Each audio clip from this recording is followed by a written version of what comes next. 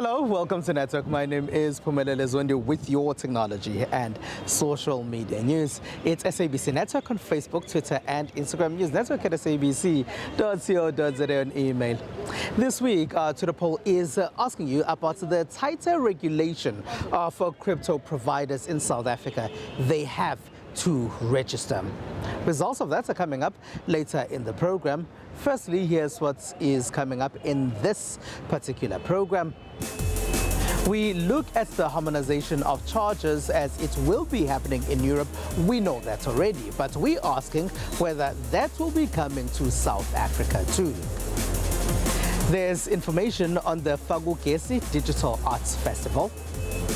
And in our conversation, we ask about freedom of speech and where the limitations are on social media. For the last couple of weeks, we've been hearing that Europe and its lawmakers have decided that they will have one charger for multiple devices. Often when we travel, we have to pack maybe an iPhone charger, you have to pack an Android charger, and even one for your laptop too. But could this be coming to South Africa as well, or is it staying just in Europe? Every day, Kumbuzile Mboqa has to update a website and social media accounts as part of her job. As a journalist, I use my phone mostly to record interviews. I take photos. Sometimes I use it to design posters for the site. I also need my computer or laptop to upload material onto our site. For this, she needs multiple devices that are always charged. But she says the high price of her iPhone charger means she can't always have it on her. Well, I mostly use my iPhone for photos, for the picture quality. That's quite important for me. But I don't carry my charger around because I'm scared of losing it, because it's quite pricey. So I'm not willing to carry my charger around, and they get stolen easily. So I leave my charger at home. I'd rather be out of battery and use my backup phone for phone calls and the like. Different kinds of devices have always had different types of chargers. There are 7 different types of chargers in the marketplace.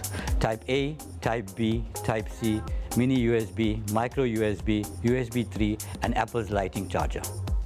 A few weeks ago, European lawmakers said they're putting an end to all of this, in Europe at least.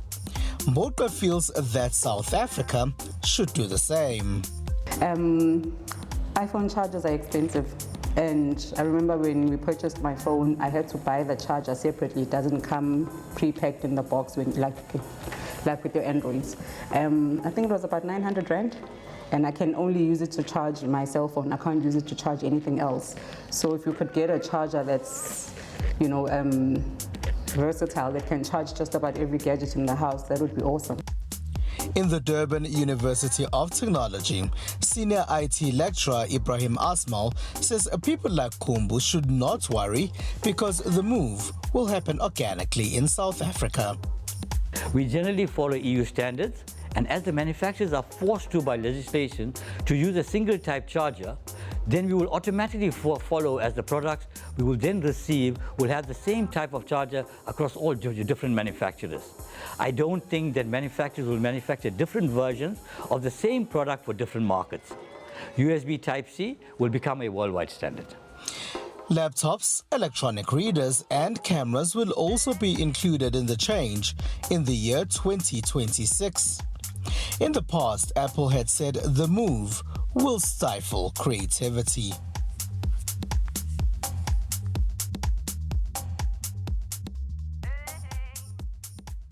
A problem that's been cited in South Africa is that while a lot of children are digital natives, the teachers that have to take them through school may not be. Some have probably never even used computers before or uncomfortable with computers when they are introduced to them in the classroom. This became very clear during the COVID-19 pandemic when some schools shut down and teachers could not even use their mobile devices to communicate with the children that they're meant to teach. Now, HP says they have initiatives that are trying to upskill teachers so they're able to use technologies in the classroom. HP recently revealed the results of its first education-focused survey in Africa, which shed a bad light on teacher skill sets and how the profession can be improved in the country. Now, the company says it is launching a teacher development program that will empower teachers to use digital innovation skills in the classroom. So, we established the HP Innovation and Digital Education Academy, which stands for HP IDEA. And what we do there is we take teachers on a one-year pathway where we help them understand technology better. We also instill a sense of resilience in them, because that is equally important, right? Resilient teachers are far better at their profession than teachers who are feeling drowned. So we instill a sense of resilience in them. We have mapped this to the CESA goals, which is the Continental Education Strategy of Africa goals, and to the UN SDG goals. So the ministries of education are finding this very useful because it's moving the needle on things that are important to them.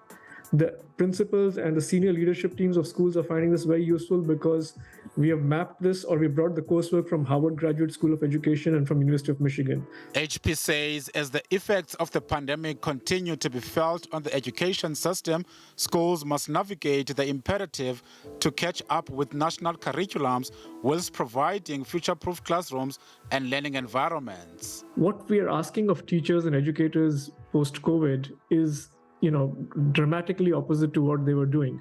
We're asking them to stop being sages on the stage and become wizards of the web. So for them to use technology to drive the outcomes that they were used to driving in a physical class, we have noticed that they need far more skills than what we had equipped them for. Vodacom has been working on a similar program where they partnered with the Department of Basic Education to provide digital literacy to learners and teachers. Well, our partnership with the department has been there for many years. We started in 2014 where we will bring digitalization in schools. We already have close to 4,000 schools that we have digitized. Today we are handing over about 6 schools that we have now put in what we call a virtual classroom. So we're improving the technology based on what we have learned during the COVID time on how to usher virtual classroom that can be both hybrid, which means some kids could be online and some kids could physically be in the classroom, and the teacher has got all the enablement to be able to address both the virtual and the physical world in delivering education. Been working for a long time with Vodacom on school connectivity, but also ICT solutions and virtual classrooms. So we are receiving the first, not even the first, because we started the pilot. We're now receiving a report on the progress, but also the gadgets to be used for your iClassrooms, remote teaching, but mainly the broad plan around connectivity and giving our learners gadgets to use in school. So it's a big project, but it's phased out. Unfortunately, we had started it before COVID-19. And that time we're trying to deal with teacher shortages where you don't have a good, maybe a teacher in the classroom, that you could have one teacher at a central point teaching different classes remotely. That's what we had started even pre-COVID. Those in the industry believe that technology can have a positive benefit in the teaching environment and can raise learners' engagement in lessons. The use of technology in classrooms is there already. It's at a great level progressively in classrooms, in institutions across the country and across the world. So it's not something that we think that we want to do. It's happening actively. It's just how has the human condition changed alongside that. COVID-19 and the lockdown fast-tracked everyone's adoption and adaptation to technological integrations into their normal lives. Meaning that we learned very quickly how to work from home, but in an online environment with other people. And that forced people to embrace the tools of online conferencing, having good internet connectivity, using your device in a number of ways, understanding how to look at the camera, being able to get your microphone to work, connecting to a proper internet source, and then interacting with these tools. Experts say, in a world that is becoming increasingly digital, the education department has a significant role to play in ensuring that teachers are ready for new technologies. The Fagugesi Digital Arts Festival is happening in physical formats this year. It's taking place in just over a week. This is Ida, a robot artist who told British lawmakers that although she is a creation of artificial intelligence, she is capable of producing art. I produce my paintings by cameras in my eyes, my AI algorithms, and my robotic arm to paint on canvas, which result in visually appealing images. For my poetry, using neural networks. This involves analyzing a large corpus of text to identify common content and poetic structures, and then using these structures/contents to generate new poems. How this differs to humans is consciousness. I do not have subjective experiences, despite being able to talk about them. I am and depend on computer programs and algorithms. Although not alive, I can still create art. Here in South Africa at the Fagugesi Digital Arts Festival, we engaged artists and tech enthusiasts on whether or not they think that creativity is a purely human activity and if robots are also capable. Right now, as it is, there are AI generators where you can plug in certain keywords and the AI will aggregate or anything relating to those keywords into a single image. I find that very interesting but it's very rough around the edges because it can get very abstract, but it's very explicit in a way as well. But right now I think it's more of a supporting element, a supporting tool for an artist. But in the far future, I really think, it sounds very dystopian, but I do think it can get to a point where they are unmatched to human levels of creativity. A robot is created by a human, right? The coding behind is created, so I can make the robot do anything that I want it to do, right? There's even a movie of a guy who does a robot for himself to be his wife or his girlfriend and stuff. So I don't think at any point robots can help us with the gaps that we have, right, in the economy at large or the world at large, but could never take a human's place, because with humans, we want belonging, we want warmth, we want this and that. You can't get that from a robot. And robots malfunction sometimes, because we're humans, we create code, and sometimes the code doesn't go the way we want it to go. So there's a bit of a balance. I do believe robots definitely will help bridge out the gap of many things that we can't do as humans or we have limitations to, right? In an effort to show the intersection between creativity and technology, this year's Fagugesi displayed a number of digital art pieces like this film that was produced using extended reality technology. It is the work of a young filmmaker, Michelle Anawa, from Nairobi, Kenya. Okay, so I really wanted to tell a story about my city, Nairobi. I was born and raised there, and I've seen every little detail about it, and I feel that there was just something that was never showcased to the world about Nairobi. Like, it's just a city like any other. There's so much class separation. There's the working class, the upper class, and there's just all these things that you find in every city. And I really wanted to showcase that, and who better than to use like a Boda rider, which is like the motor taxi rider who encounters all these different people in one day, and gets to tell this story about this city very, very well. And also I wanted to do it in XR or in VR 360 because I just felt that it was more immersive and you get to feel like you are his friend. So he talks to the camera frequently and he's like engaging you, and you feel like you are part of his life. And you're going through Nairobi on his bike, and you are like, it's like you are riding with him. And so as immersive as it is, it just makes the story like come home.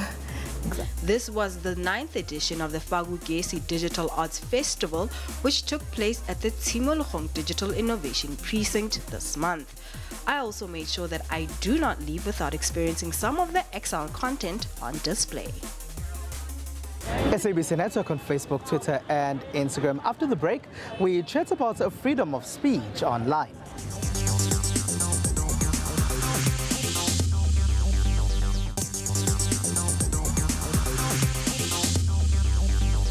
It's SABC Network on Facebook, Twitter and Instagram. News network at sabc.co.za on email. Welcome back.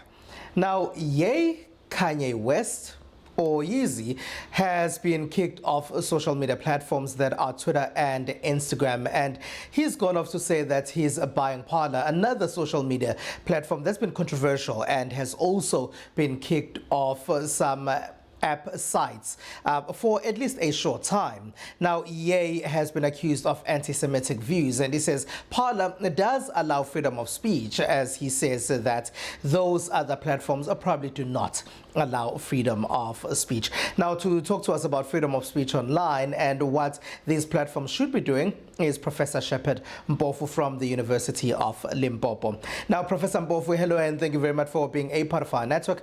Maybe we can start by explaining to us whether you think social media platforms should kick off people for their views. We do know that there are other people who've been kicked off social media, including former American President Donald Trump, for example. I think some people need to be constrained from expressing certain views, especially if they are considered to be dangerous in society on social media. And to that extent, I believe that social media should and can actually ban some people from using their platforms. And this could be justified, especially where toxic views are spread or views that don't have any space in the current society are aired. But wouldn't you say this is infringing on freedom of expression? Freedom of expression is to be protected insofar as it doesn't cause harm to society. So people are free to express themselves as long as they don't infringe on other people's rights or on the minorities' rights to exist. People cannot advocate for homophobia or for racism or for murder or terrorism or whatever the case could be and claim that they are having freedom of expression. Definitely that cannot be an option.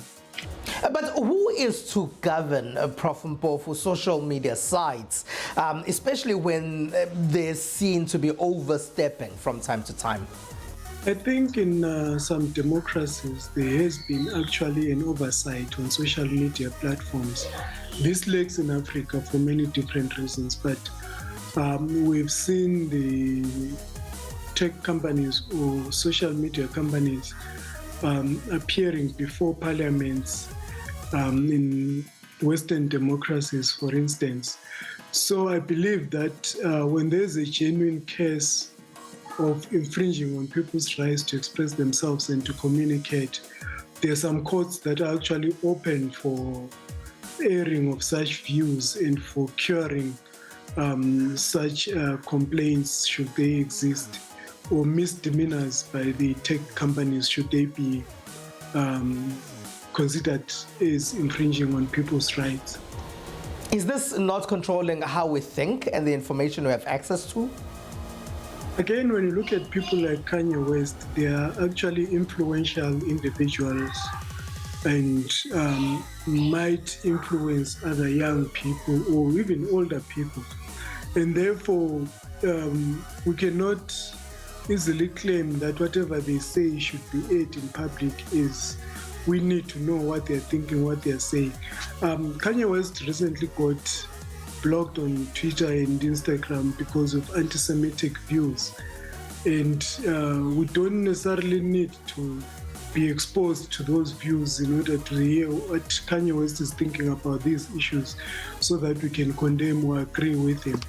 I think social media platforms are justified in sort of trying to constrain those views from being expressed or from being heard or from being spread to a wider audience across the globe. And again, the people who are infringed in this particular issue also can have that they can have that comfort that they are actually protected human beings on this.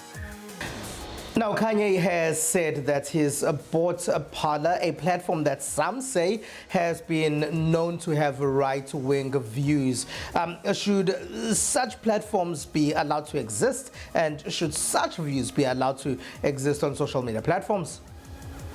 The buying of Parler by Kanye West, it could be a positive step in that Parler actually allows the expression of extreme views or alt-right sort of views.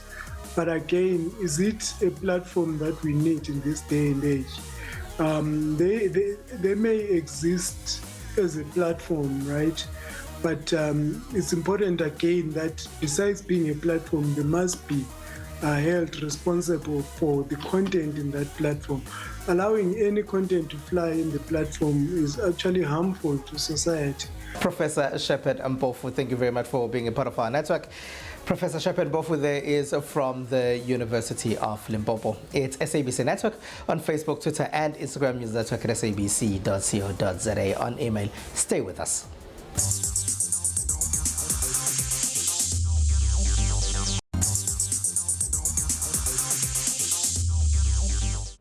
It's SABC Network on Facebook, Twitter and Instagram. News network at sabc.co.za on email. Welcome back. Here's what else took place in the rest of the world in the technology space. Xpeng's eVTOL flying car X2 recently made its first public flying in Dubai, marking a new era of modern and intelligent transportation. هذه التجربة كثير مهمة وقرار الشركة الصينية الأكسبنج التي تسوى فوق 20 بليون دولار هي من أكبر المصنعين للسيائر الكهربائية في الصين وحين هي تبدع بالسيائر الطائرة فعندها إمكانيات للتجربة للتصنيع عندها مهندسين عندها قنوات لوجستية قنوات الصناعة فهي بتاخذ هالخبرة وهالمقدرة بتحولها الحين إلى السيائر الطائرة وطبعا حصلت أحسن شريك في العالم هي إمارة دبي. With zero carbon dioxide emissions, the futuristic two-seater is the latest generation of flying cars for the Chinese electric vehicle manufacturer and is equipped with an intelligent flight control system and autonomous flight capabilities. And now in the USA. Tesla CEO Elon Musk showcased his much-touted humanoid robot Optimus at the electric vehicle maker's AI Day event. The billionaire had said a robot business will be worth more than its cars, hoping to expand beyond self-driving cars that have not yet become a reality despite his repeated promises. Our goal is to make a useful humanoid robot as quickly as possible. And we've also designed it using the same discipline that we use in designing the car, which is to design it for manufacturing such that it's possible to make the robot in high volume at low cost with high reliability. Musk said that in the future, robots could be used in homes, making dinners, mowing the lawn and caring for the elderly, and even becoming a buddy for humans or a sex partner. And now in Dubai. As visitors walk into Dubai's Museum of the Future, they are greeted with a joke and a smile by an unlikely staff member, Amika, the humanoid robot. We have added our latest employee, Amika, where we've worked with a company called Engineered Arts to bring the latest and the most advanced humanoid robot in the world to the Museum of the Future. The museum's futuristic exhibits project what life will be like after half a century, with the aim of projecting optimism for the future and exploring the limits of what technology can achieve. South Africa has been in trouble because of what is allegedly an illicit flow of money out of the country. So the country is now tightening the grip on cryptocurrency and those that trade on cryptocurrency. So it wants providers of such forms of digital money to be registered and to be license holders. We're asking you what you think about this on social media today. Here's our Twitter poll.